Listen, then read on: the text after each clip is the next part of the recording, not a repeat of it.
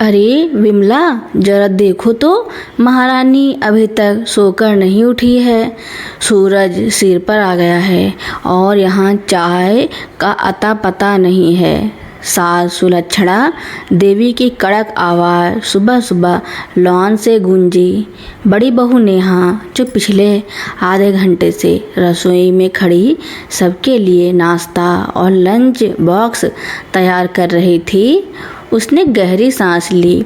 वह रात को देर से सोई थी क्योंकि छोटी बहू तन्वी के मायके वालों के लिए सुबह की ट्रेन का नाश्ता भी उसे ही पैक करना था।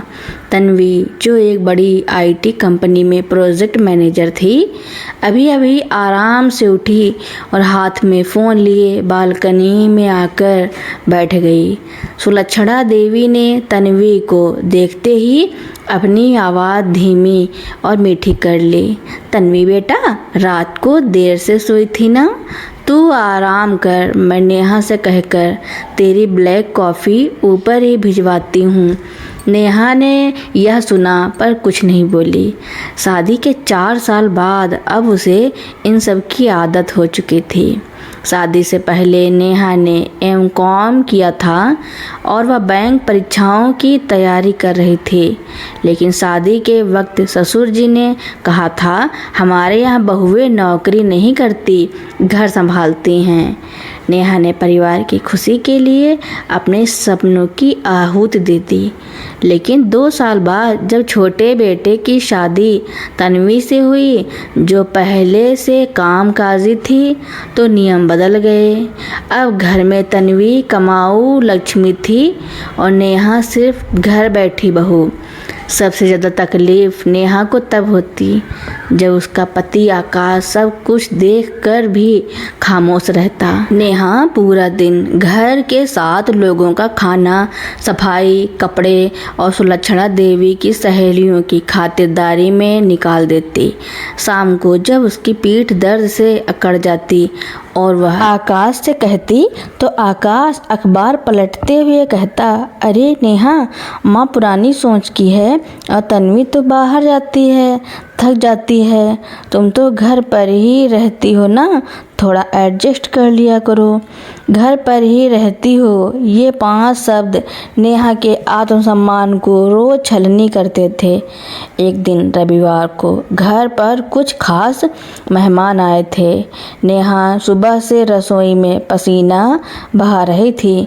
तभी सुलक्षणा देवी की बहन ने पूछा, बड़ी बहू क्या करती है सुलक्षणा?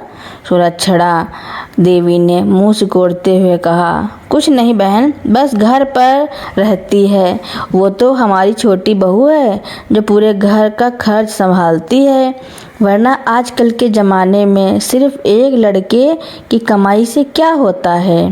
तन्वी ने भी पास बैठे हुए मुस्कुरा कर कहा, हाँ मौसी जी, दीदी के पास बहुत टाइम रहता है, वैसे भी हर किसी के बस की बात नहीं होती कारपोरेट लाइफ का प्रेशर झेलना।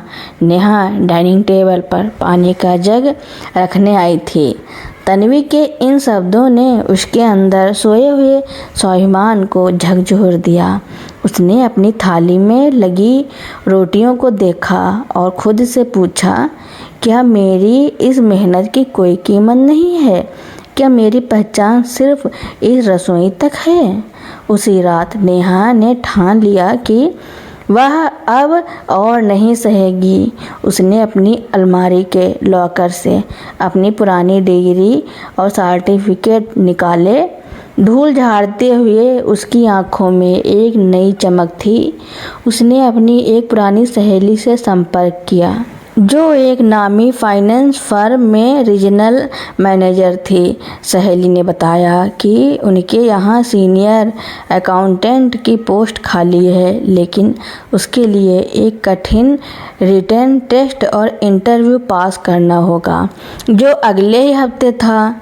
नेहा ने पिछले 4 सालों से किताबें नहीं छुई थी, लेकिन अब उसके पास खोने के लिए कुछ नहीं था। वह दोपहर में जब सब सो जाते तो रसोई के स्लैब पर किताबें रखकर पढ़ती। रात को जब आकाश सो जाता तो वह बालकनी की मध्यम रोशनी में सप्लीमेंट्री नोट्स तैयार करती। एक हफ्ते बाद उसने बिना किसी को बताए परीक्षा दी। महीने के आखिरी शनिवार को पूरा परिवार हॉल में बैठा हुआ था। तन्वी अपनी नई प्रमोशन और बढ़ी हुई सैलरी का बखान कर रही थी। सुलक्षणा देवी फूली नहीं समा रही थी। तभी डाकिया आया और उसने नेहा के नाम का एक स्पीड पोस्ट थमाया। आकाश ने लिफाफा लिया और खोलकर पढ़ने लगा। पढ़ते ही उसकी आंखें फटी की फटी रह गई।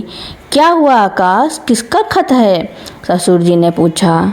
माँ, नेहा का सिलेक्शन ग्लोबल फाइनेंस में सीनियर कंसल्टेंट के पद पर हो गया है। इसका ज्वाइनिंग लेटर है। आकाश की आवाज़ में अचरज था।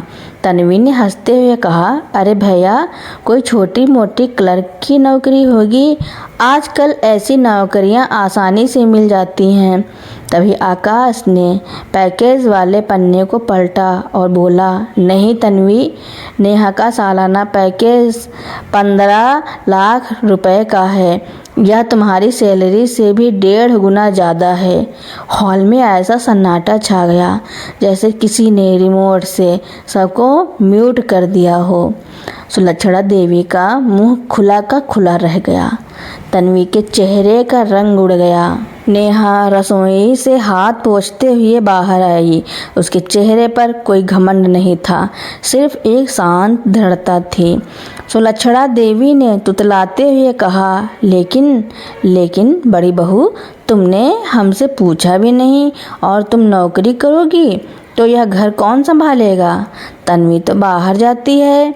नेहा ने शांत लेकिन साफ आवाज़ में कहा, माँ जी, जब मैं इस घर में आई थी तो आपने कहा था कि इस घर की बहुएं बाहर काम नहीं करती। मैंने आपकी बात मानी, लेकिन जब तन्वी आई तो यह नियम बदल गए। तब मुझे समझ आया कि दिक्कत नियम में नहीं, मेरी कीमत में थी। आपने मेरी मुफ्त की सेवा को मेरी लाचारी समझ लिया। उसने तन्वी की तरफ देखा और कहा, तन्वी, कारपोरेट का प्रेशर संभालना वाकई मुश्किल है, लेकिन सुबह 5 बजे से रात के 11 बजे तक बिना 1 रुपए की सैलरी और बिना 1 दिन की छुट्टी के काम वाली और बहू के बीच की रेखा पर चलना उससे भी ज़्यादा मुश्किल है।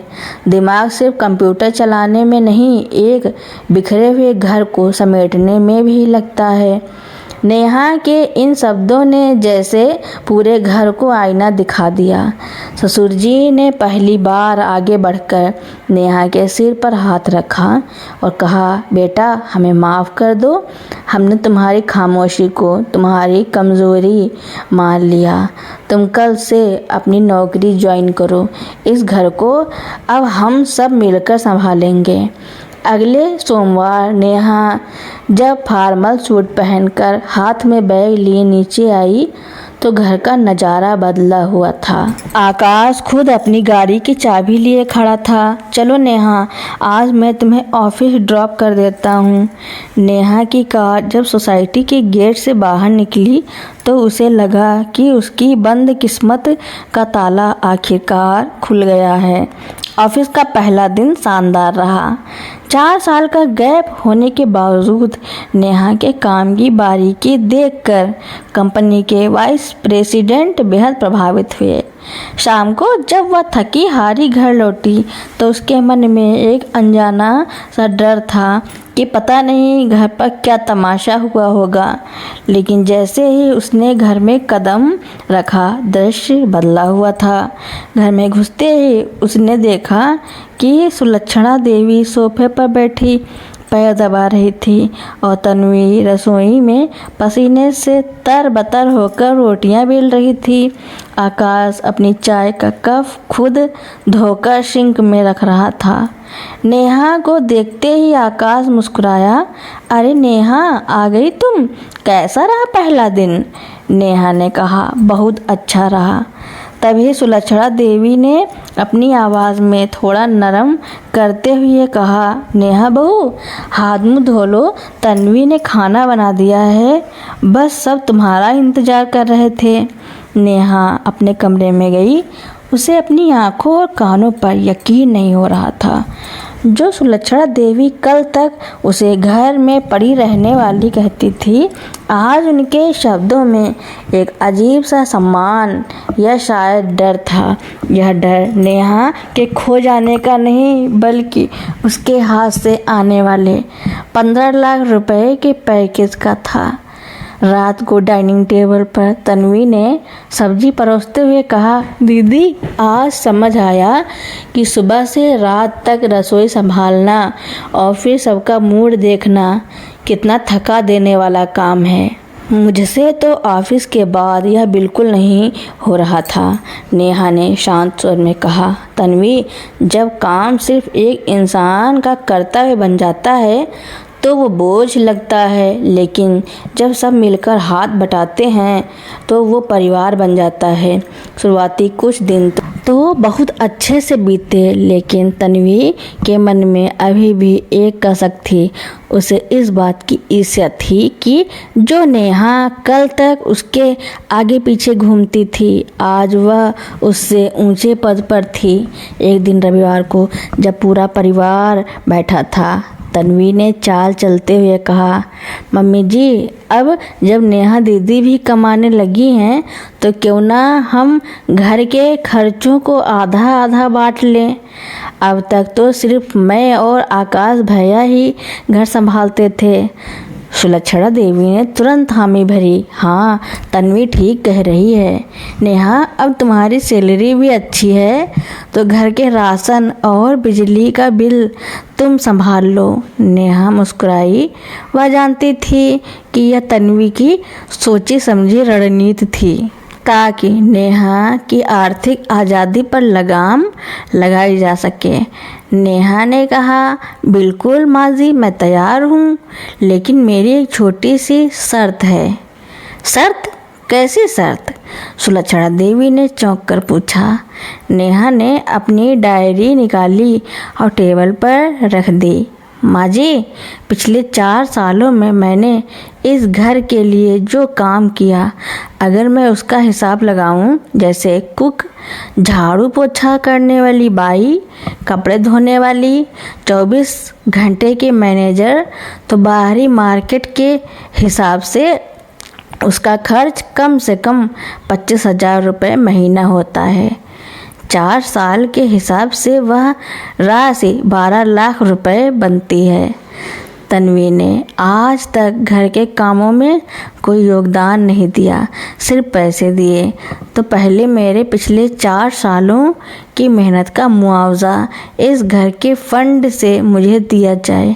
उसके बाद से हम भविष्य का सारा खर्च आधा आधा बांटेंगे। नेहा की यह बात सुनकर तन्वी का चेहरा सफ़ेद पड़ गया। सुलक्षणा देवी बगलें झाँकने लगी। ससुर जी, जो कोने में बैठे सब सुन रहे थे, जोर से हंस पड़े। ससुर जी ने कहा, वाह नेहा, आज तुमने हम सबको व्यापार और परिवार का अंतर समझा दिया। इस घर में अब किसी के पैसों का बंटवारा नहीं होगा। जो जिसका कमाया है वो उसका है। घर का खर्च मैं और मेरे दोनों बेटे संभालेंगे। तुम दोनों बहुएं सिर्फ अपनी इच्छा से जो योगदान देना चाहो दे सकती हो। उस रात कमरे में आकाश बहुत बेचैन था। वह नेहा के पास आया और उसका हाथ थाम कर बोला, नेहा, मुझे माफ़ कर देना। मैं हमेशा सोचता था कि तुम घर पर सुरक्षित हो और खुश हो। मैंने कभी तुम्हारी खामोशी के पीछे का दर्द नहीं देखा। नेहा ने आकाश की तरफ देखा और कहा, आकाश, जब कोई औरत शादी करके अपना घर छोड़ती है तो वह सिर्फ एक पति नहीं बल्कि एक दोस्त ढूंढती है जो समाज के सामने उसके स्वाभिमान के लिए खड़ा हो सके। मुझे खुशी है कि तुम्हें अपनी गलती का एहसास हुआ। अगले महीने नेहा को कंपनी की तरफ से best employee of the month का अवार्ड मिला। ऑफिस में फंक्शन में पूरा परिवार आमंत्रित था। जब स्टेज पर नेहा को ट्रॉफी दी गई और उसने माइक संभाला तो उसने कहा, यह अवार्ड सिर्फ मेरी मेहनत का नहीं है बल्कि हर उस महिला के नाम है जो घर की चार दीवारी में बिना किसी सैलरी के दिन रात काम करती है। समाज को यह समझना होगा कि होम मेकर होना कोई लाचारी नहीं बल्कि एक पूरा मैनेजमेंट है और अपनी पहचान बनाना हर महिला का अधिकार है। नीचे हॉल में बैठे आकाश और ससुर जी गर्व से तालियां बजा रहे थे। सुलक्षणा देवी की आंखों में सम्मान के आंसू थे और तन्वी का घमंड हमेशा के लिए चकनाचूर हो चुका था। अब नेहा के चेहरे पर एक ऐसा सुकून था जो किसी के दिए हुए मान सम्मान से नहीं बल्कि उसकी खुद की मेहनत और स्वाभिमान से उपजा था। उसने अपनी उड़ान भर ली थी और अब आसमान उसका था। तो दोस्तों, मेरी स्टोरी सुनने के लिए आपका बहुत बहुत धन्यवाद और मेरी ऐसे ही स्टोरियाँ सुनने के लिए मेरे चैनल को लाइक, कमेंट, शेयर, सब्सक्राइब एवं बेल आइकन का बटन दबाना ना भूलना ताकि मेरी नई नई स्टोरियाँ आप लोगों तक पहले ही पहुँचती रहें। Thank you for watching.